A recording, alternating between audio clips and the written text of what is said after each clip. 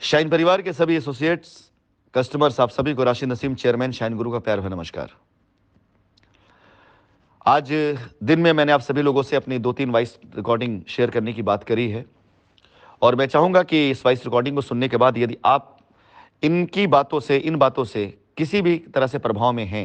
या किसी प्रकार का इंपैक्ट आप पर है, तो आप मुझे तुरंत आज सूचित करें, क्योंकि आज मैं दिन भर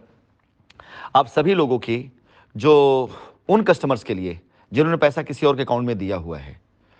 उन सभी लोगों के लिए आज मैं दिन भर व्हाट्सएप पर ऑनलाइन रहूंगा और आप सभी लोगों के सवालों को मैं जवाब भी दूंगा।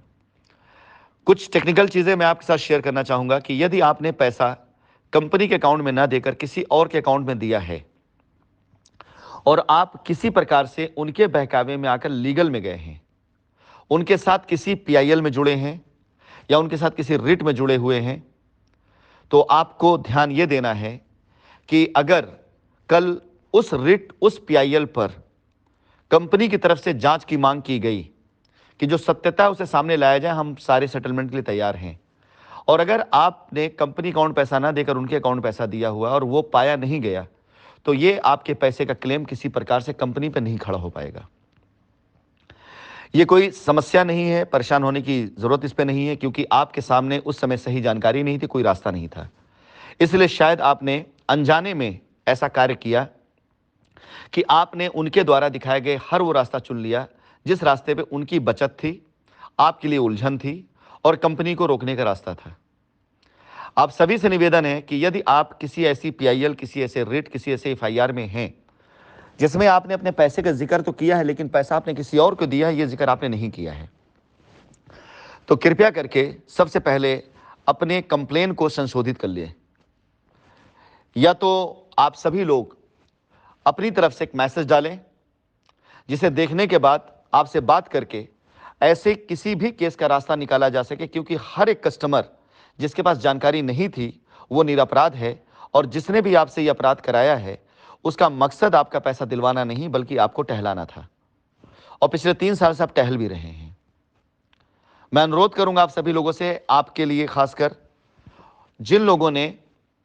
किसी प्रकार से कोई लीगल एक्शन लिया है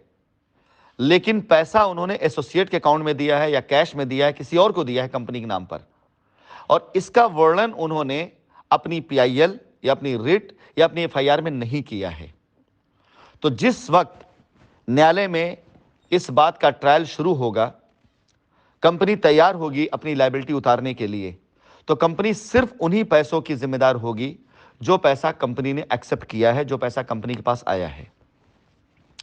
इसके अलावा यदि किसी प्रकार से कोई भी क्लेम किसी का बनता है तो मामला, क्योंकि न्यायिक प्रक्रियाओं से गुजर रहा है, इसलिए यहां पे सब कुछ न्याय संगत और कानून के साथ होगा। कोई भी चीज उसके अनुकूल नहीं हो सकता है। इसलिए मेरा आप सभी से अनुरोध है कि किसी भी अगर ऐसे पीआईएल में, रिट में या एफआईआर में आप हैं तो सूचित करें कि आपने पैसा किसके अकाउंट में दिया था और एफआईआर में है कि नहीं है। कंपनी का मकसद आपका पैसा आपको वापस दिलाना या देना है, आपको टहलाना नहीं है। हमारे बहुत से ग्राहक और बहुत से एसोसिएट हो सकता है मेरी इस तरह की मुहिम से अपने आप को अनकंफर्ट फील करें, लेकिन माफ कीजिएगा, बगैर इस रास्ते पे चले आपको रास्ता नहीं मिलेगा। आगामी चंद दिनों के अंदर अंदर कंपनी की सारी स्थिति सबके सामने आ जाएगी। कंपनी ने कितने पैसे गबन किया है, कितना पैसा कंपनी कहां पर है, किसने कितना पैसा, सब कुछ सामने आपके आ जाएगा। लेकिन अगर आपका पैसा किसी और के पास गया है और उस डिटेल नहीं आ पाया, तो उसके बाद कंपनी उन पैसों के लिए कदापि जिम्मेदार नहीं होगी। मैं आज दिन भर आप सभी लोगों के मैसेज का वेट करूंगा। आप में से जो लोग भी ऐसे किसी भी तरह की पीड़ा से गुजरे हुए हैं वो अपने मैसेज डाल सकते हैं। मेरे मैसेज के द्वारा या मेरी कॉल के द्वारा आपको रास्ता मिलेगा। वो सारे के सारे लोगों तक मेरी कॉल ज़रूर जाती है जिसे मैं संभावित ये समझता हूँ कि इन्हें मेरी हेल्प की या मेरी मदद की वाकई ज़रूरत है, तो मैं उन्हें डायरेक्ट कॉल कर लेता हूँ। लेकिन जहाँ लगता है कि मैं बात ना भी करूँ तो भी मैं इनकी मदद कर सकता हूँ, मैं उनके लिए वो रास्ते बना देता हूँ।